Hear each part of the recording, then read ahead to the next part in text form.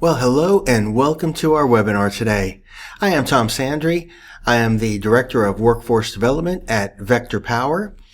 And today we're going to be taking a look at transformer excitation current testing.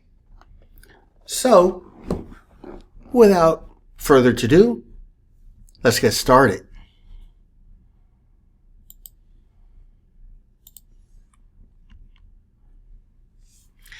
The topics that we will be covering today will be a refresher on magnetism, since a great deal of the theory behind excitation current testing resides in an understanding of magnetism. We will also talk about magnetic induction, Lenz's law. We'll discuss why do we perform excitation current tests? What type of information do they provide us? We'll look at understanding the physics behind the test.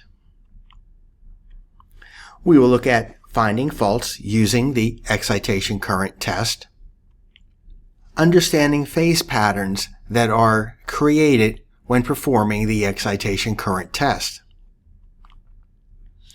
and finally, performing the test and the necessary connections.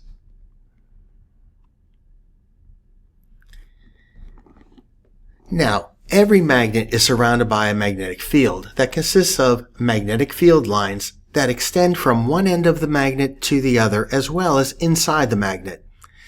A magnetic field can be thought of as consisting of lines of force. These magnetic field lines are said to exit the north pole of the magnet and enter the south pole. The forces of magnetic attraction and repulsion move along the lines of force.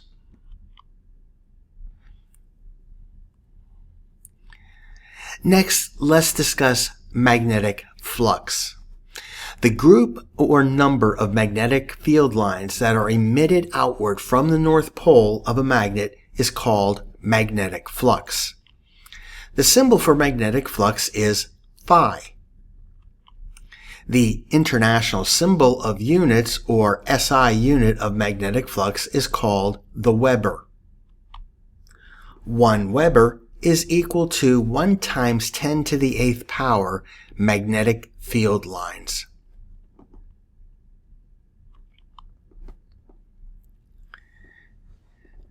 Now let's look at electromagnetism. The relationship between magnetism and electrical current was discovered by a Danish scientist named Ørsted in 1819.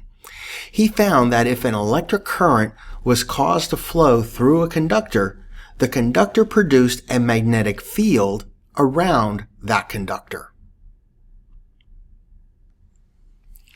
A convenient way to determine the relationship between the current flow through a conductor and the direction of the magnetic lines of force around the conductor is the left-hand rule for current-carrying conductors, as seen in this illustration.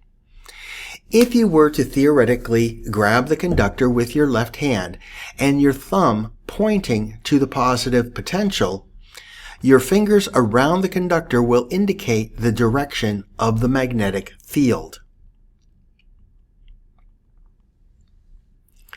Bending a stray conductor into a loop has 2 results. Magnetic field lines become denser inside the loop, and 2, all lines inside the loop are aiding in the same direction. When a conductor is shaped into several loops, it is considered to be a coil. To determine the polarity of a coil, use the left-hand rule for coils, as seen in this illustration.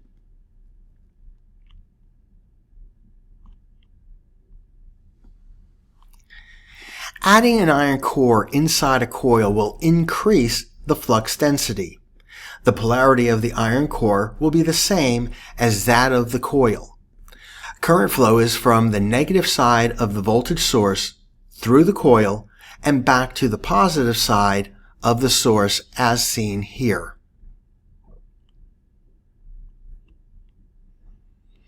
All right, let's see a short demonstration of an electromagnet.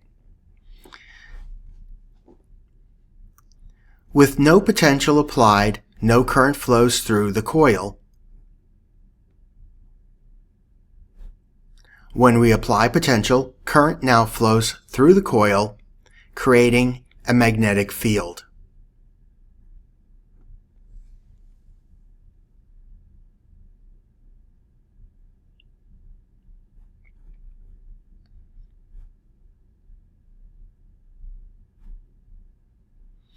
Once again, with no potential, no current flows, no magnetic field is formed.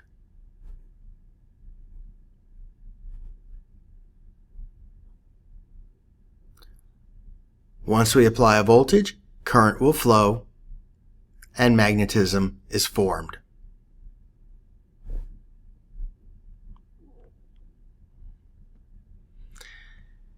So, let's talk a little bit about magnetic permeability.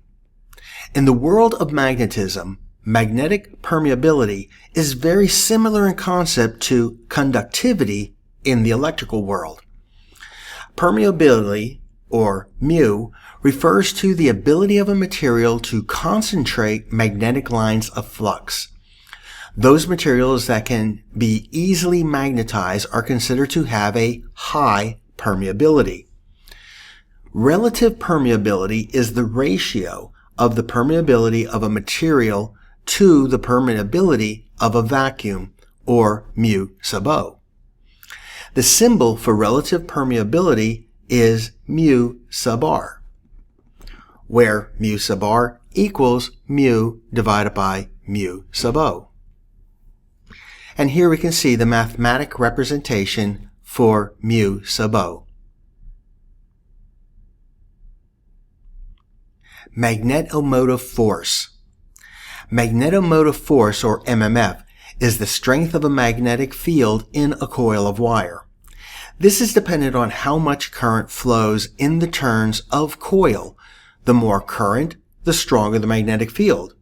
The more turns of wire, the more concentrated the lines of force. The current times the number of turns of the coil is expressed in units called ampere turns, or simply AT, also known as MMF. The equation shown here is the mathematical representation for ampere-hour turns.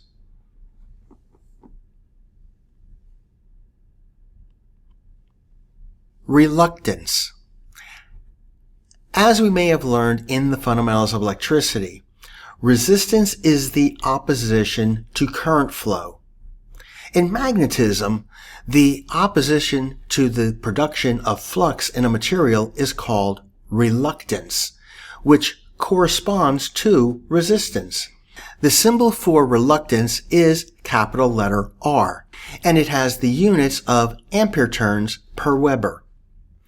Reluctance is related to magnetomotive force, MMF, and flux, phi, by the relationship shown in the equation seen here.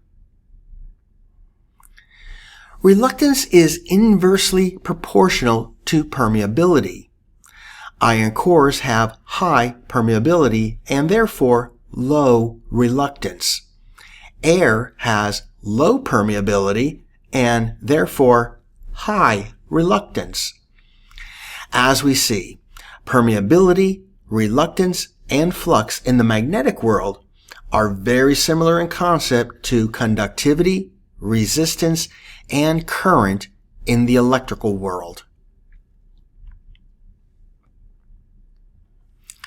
A magnetic circuit can be compared with an electric current in which EMF or voltage produces a current flow. The ampere turns, or magnetomotive force, will produce a magnetic flux as we see in this illustration. The MMF can be compared with EMF and flux can be compared to current. The equation shown is the mathematical representation of magnetomotive force derived using Ohm's law, or current equals voltage divided by resistance. In the magnetic world, the magnetic flux will equal the magnetomotive force or mmf, divided by the reluctance. Reluctance will be affected by the length of the coil, permeability of the magnetic material, and the cross-sectional area of the coil.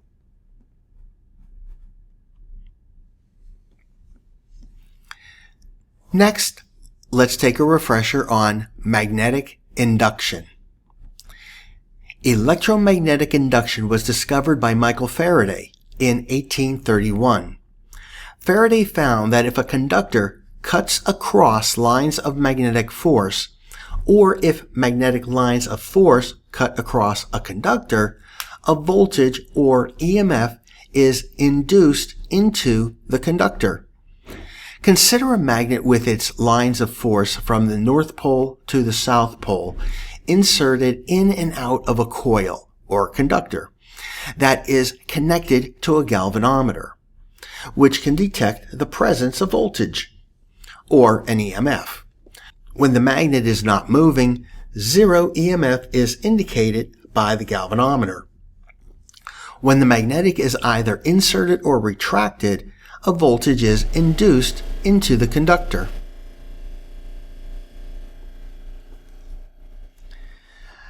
Now, let's take a closer look at Faraday's law of induced voltage. The magnitude of the induced voltage depends on two factors. 1, the number of turns of a coil, and 2, how fast the conductor cuts across the magnetic lines of force, or flux.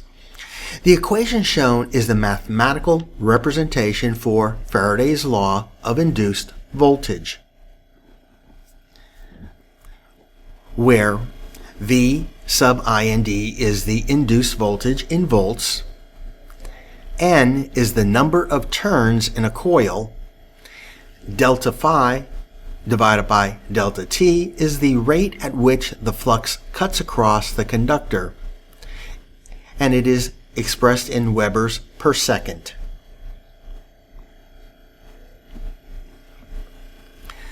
Next, let's look at Lenz's law. Lenz's law determines the polarity of the induced voltage. Induced voltage has a polarity that will oppose the change causing the induction.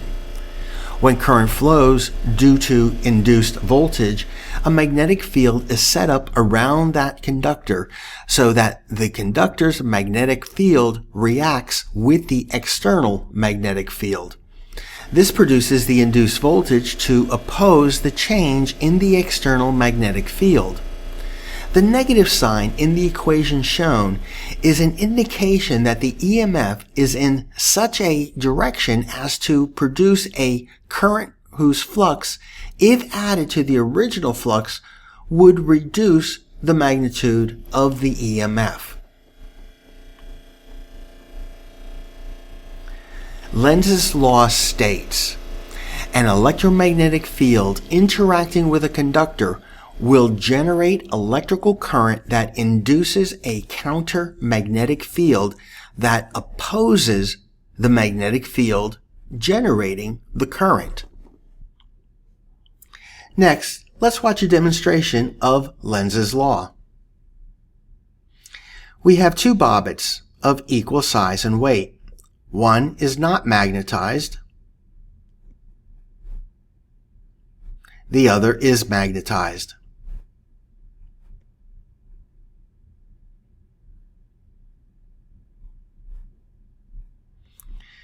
Taking the non-magnetized bobbit, we will drop it down the center of a metallic tube. Notice how it drops based on a speed created by its weight and gravity. Now, taking the magnetized, we will insert it and drop it down the metallic tube or conductive tube. Here we can see the magnetic field opposing the induction.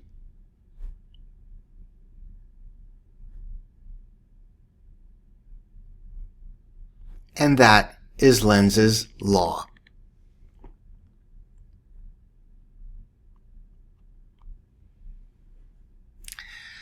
All right, Moving on from magnetism, let's talk a little bit about the transformer, or the ideal transformer. Transformers allow energy transfer from one electrical circuit to another. For a perfect transformer, there would be zero losses, or simply, energy in would equal the energy out. Now, in reality, a transformer has lots of elements that dissipate energy while the unit is energized. These losses include copper losses, leakage flux, reluctance, and iron losses. Losses are all tied to the design and construction of the transformer.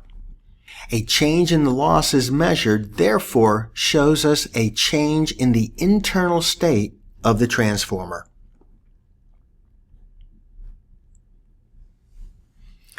So, let's talk a little bit now about why we perform excitation current tests. Well, transformer excitation current tests are helpful in determining possible winding or core problems in transformers, even when turns ratio and winding resistance tests appear to be normal. The test allows us to detect abnormal core grounds, winding faults such as shorts and open circuits,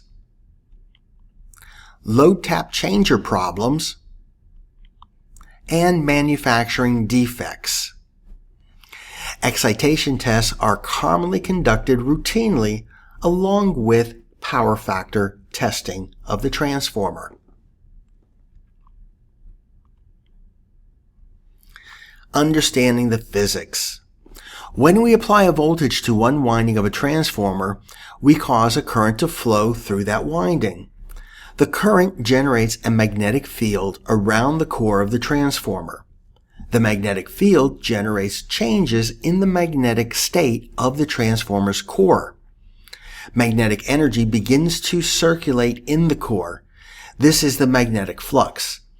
When the secondary side of the transformer is open, only as much current as is needed to get flux moving enters the windings. This is called the excitation current. So, why don't we measure the flux directly? Well, simply, we can't. You would have to be inside the transformer while it was energized. Magnetizing current, on the other hand, is easy to measure and record. Now, we need to keep in mind that the magnetizing current will be voltage sensitive. Therefore, comparisons will require that the same test voltage be applied every time. If a load is connected, the secondary will pick up power and transfer it through the load. The load shows up a reluctance, the magnetic equivalent of resistance. Alright, let's break it down. 1. When a load is placed on the secondary winding, a current will flow. The secondary current I sub 2 will equal the secondary voltage V sub 2 divided by the resistance of the secondary, or R sub 2. Second, the current on the secondary will in turn create an opposing magnetic flux.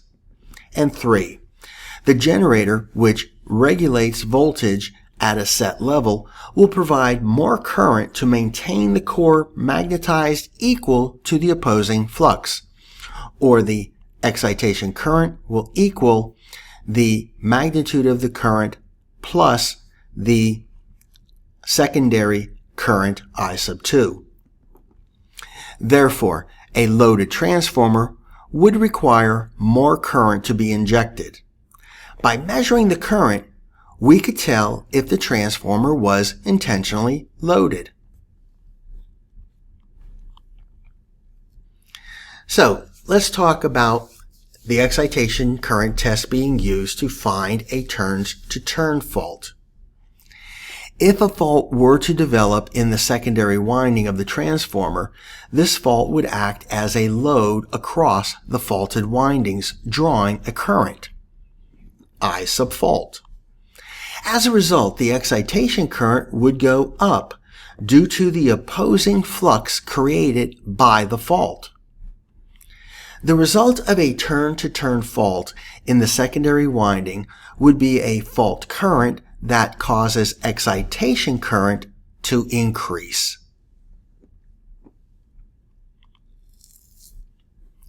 How about finding grounded windings? The excitation current test is also ideal for finding these grounded windings.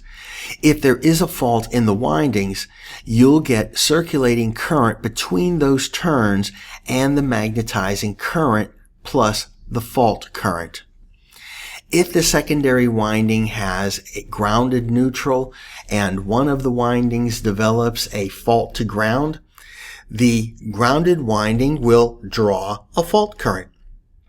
As a result, the excitation current will go up due to the opposing flux created by the fault. A grounded winding on a transformer with a grounded neutral will cause the excitation current to increase.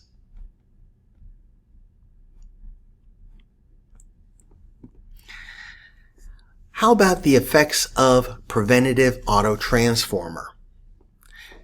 Most, perhaps all tap changers have an autotransformer for transitioning. There are certain steps in the low tap changer where this autotransformer is inserted into the windings. With these low tap changers, you will have the magnetizing current plus the current in the autotransformer, resulting in a higher excitation current. When an autotransformer is connected across two taps, it acts as a load and the primary current goes up. As taps are stepped through, this can create a recognizable step pattern. When a low tap changer transitioning device such as a preventative autotransformer is in the bridging position, the excitation current goes up.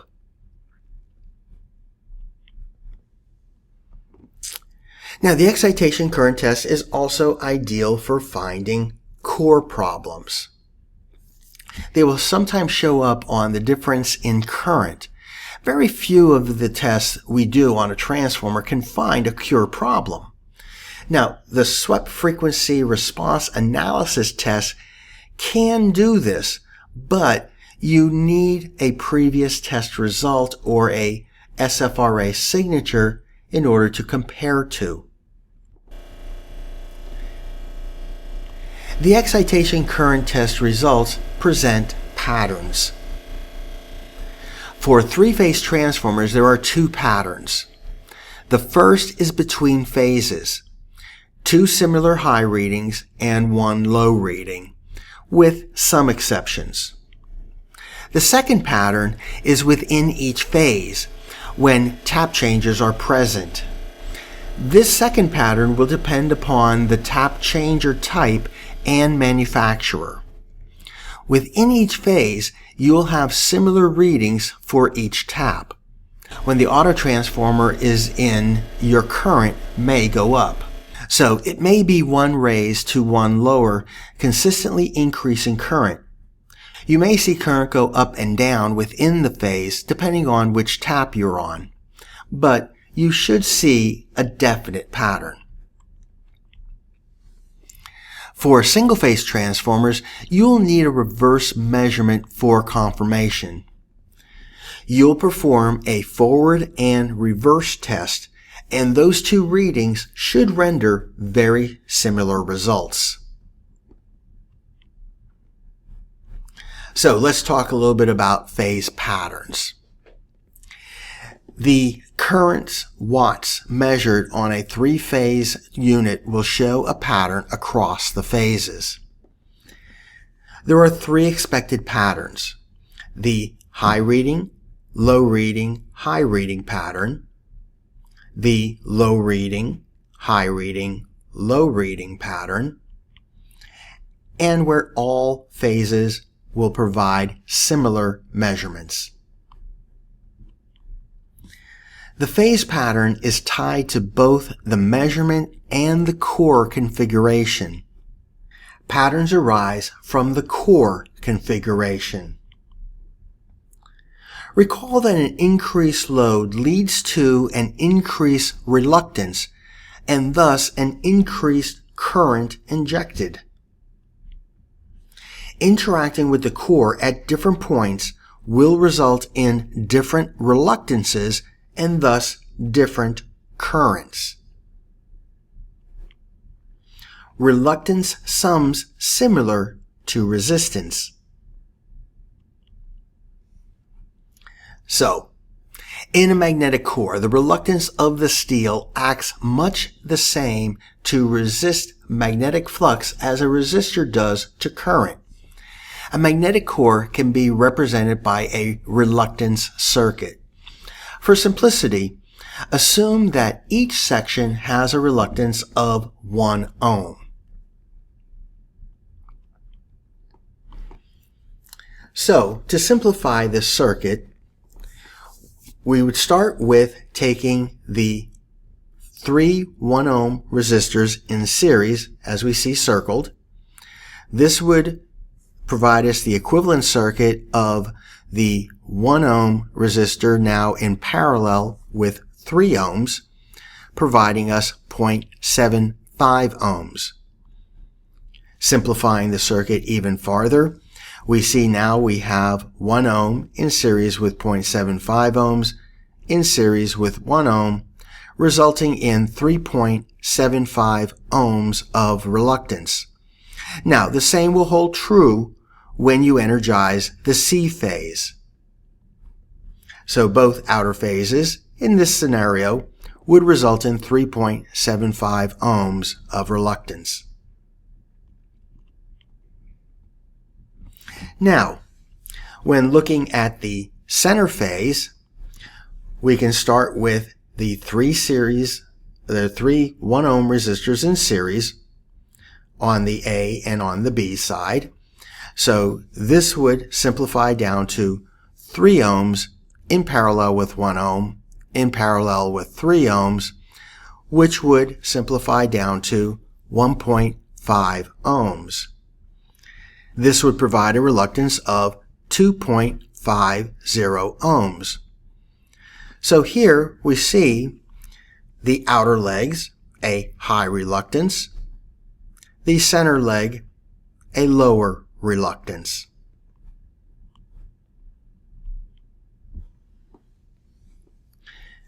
Now, phase pattern characteristics. The high, low, high pattern. Outer phases have higher currents than the center phase in this pattern. Typically, this is seen in 3-leg core-type transformers. The low, high, low pattern. The outer phases have lower currents than the center phase. This is typically seen in a 3-leg Y-core type transformers with inaccessible neutrals, or 3-leg delta core type without the third phase grounded. All phases being similar. We see this in 3 single-phase transformers connected as a 3-phase bank transformer. Anything else than these patterns points to a potential problem or a capacitive winding.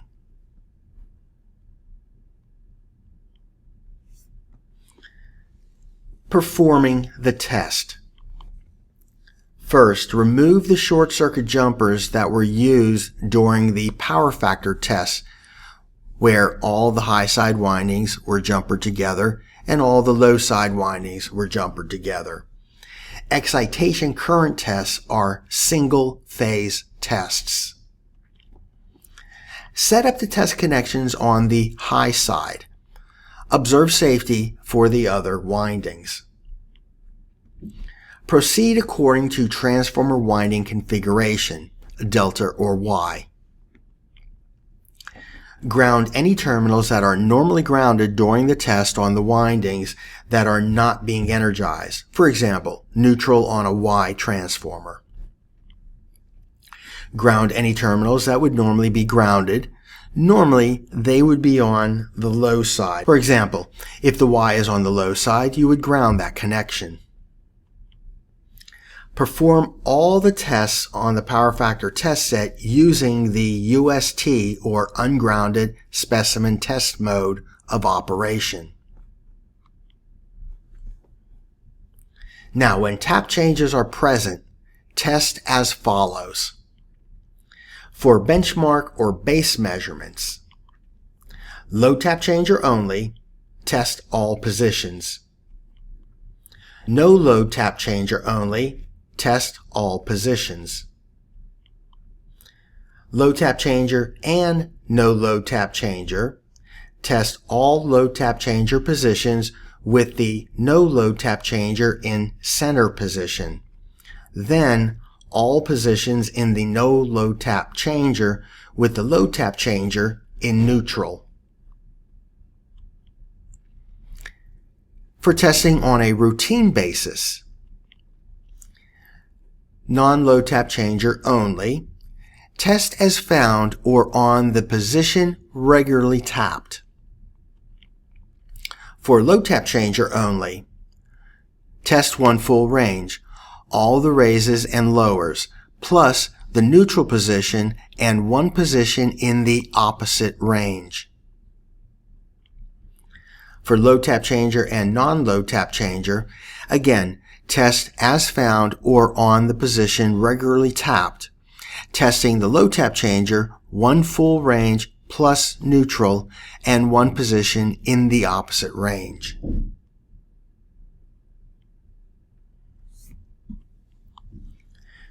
Perform tests at the highest voltage possible. Test the phase demanding the highest current first. We normally start with H3 to H1. Test each phase at the same voltage. Perform subsequent tests at the same voltage for comparison. If you have previous test data, we would like the test voltage to be the same as the previous year or test date. If a preventative autotransformer is included in the transformer, it might not be possible to excite that position of the load tap changer. Testing might be possible with the preventative autotransformer bypassed or at a lower voltage. If the test set trips, choose a lower voltage and repeat all three phases. Never allow test voltage to exceed rated line to line of delta or line to ground for Y. All right, let's take a look at some procedures. Let's first look at a single phase. Here we will measure H1 to HO divided by H2. The mode of operation on the power factor test set is always set to the UST. We will energize H1. Our measurement lead will be placed on HO, and we will ground XO and leave X2 floating open.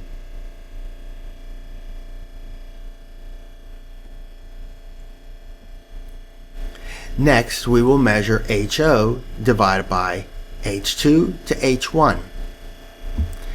Once again, the mode will be UST. We will energize the HO. We will measure on the H1, and we will ground XO, and we will float X2. So, for our single phase, here is our reverse measurement, which should render comparable results to our previous measurement. Alright, our procedure for a three-phase Y. We will measure first H1 to HO.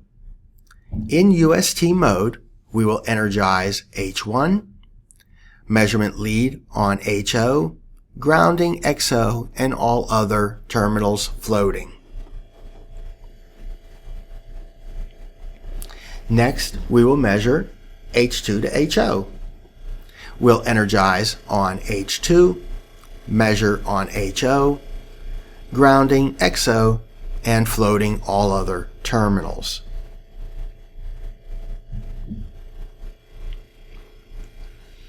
And finally, we will measure H3 to HO. We'll energize on H3, measurement lead on HO, grounding the XO, and all other terminals floating.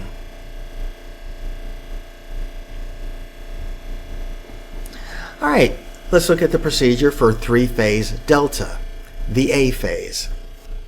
So here we will measure H3 to H1. We will energize on H3. Our measurement lead will be on H1. And we will ground H2 and also XO. All other terminals we will leave floating.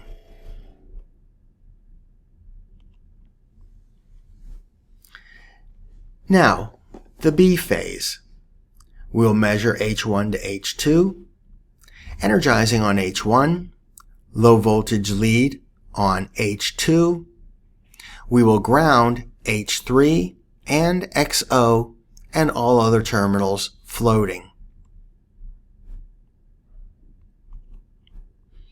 And finally, the C phase on the delta.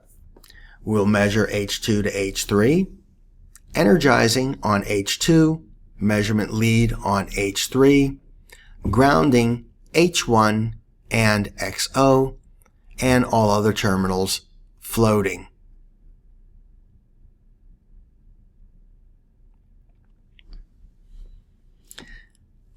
Now let's take a look at analysis of the test results. Check the pattern.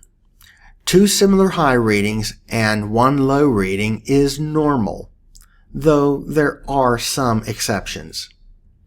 When tap changes are present, consider the pattern within the phase. For 3-phase units, compare high readings with the following criteria. Readings that are less than or equal to 50 milliamps. Difference should not exceed 10%. Readings greater than 50 milliamps. The difference should not exceed 5%. For single-phase units, both readings should be compared using the same criteria as stated previously. Readings less than or equal to 50 milliamps. Difference should not exceed 10%. Readings greater than 50 milliamps. Difference should not exceed 5%. Compare normal test to alternate test. Results should be similar for a winding in good condition. If the core is magnetized, an irregular pattern, for instance a high, medium, low reading, will be present and you will be unable to compare results effectively. A true problem could be masked. Therefore, the core should be demagnetized and the test should be repeated.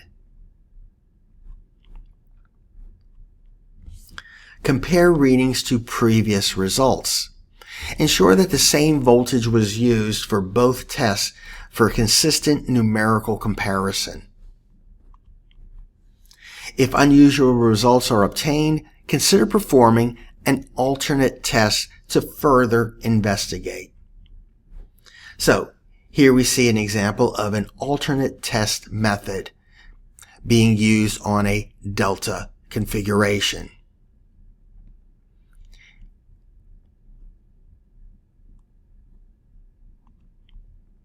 So, in review, the excitation current test has been effective for detecting and confirming winding and core faults, even though, in some instances, normal turn ratio and winding resistance test results had been obtained.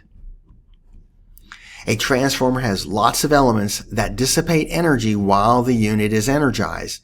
These losses include copper losses, leakage flux, reluctance, iron losses.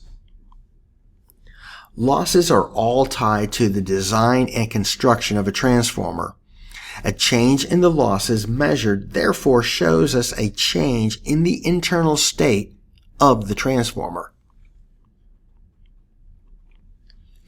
Transformer excitation current tests are helpful in determining possible winding or core problems in the transformer, even when ratio and winding resistance tests appear to be normal.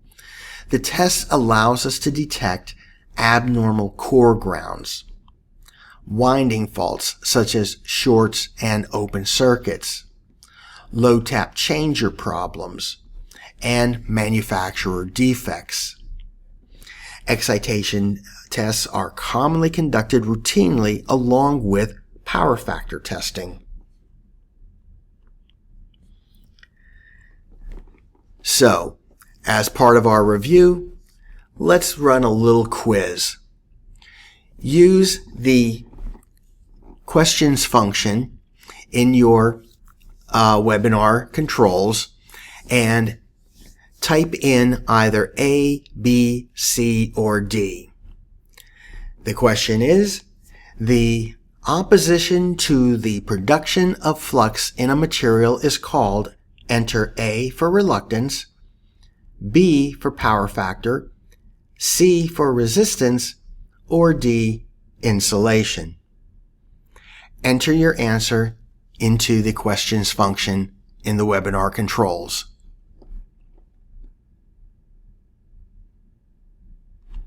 And the answer is A, reluctance. Question 2. The excitation current test is also good for finding, type in A for low frequency, B for contamination, C for core problems, and D for gas-filled voids.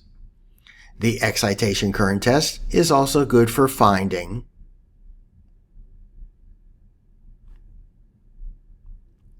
and the answer is C, core problems.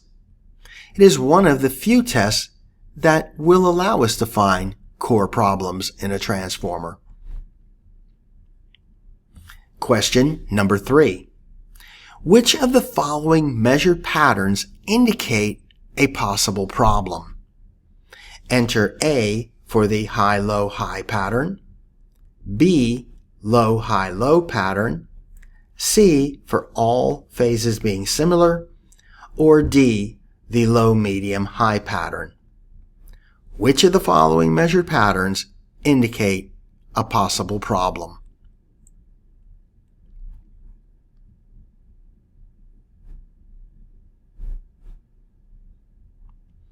And the answer should be the low, medium, high pattern. This may indicate residual magnetism, and the transformer should be demagnetized and the test reperformed. Question number 4. Which of the following will the excitation current test not help identify? So which of the following will the excitation current test not help in identifying? A, abnormal core grounds, B, oil contamination, C, winding faults such as shorts or open circuits, or D, low tap changer problems. Which of the following will the excitation current test not help us identify? Enter your answer into the questions function in the webinar controls.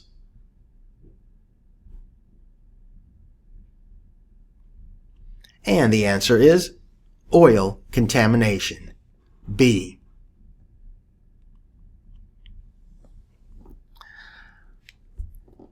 Question number 5. Excitation current tests should be performed using the grounded specimen test, or GST, test mode on the power factor test set. Enter A for true or B for false.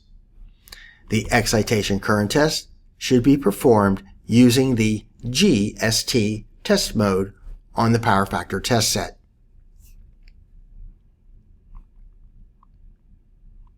and that is false. We always run the excitation current test using the UST, ungrounded specimen test mode on the power factor test set.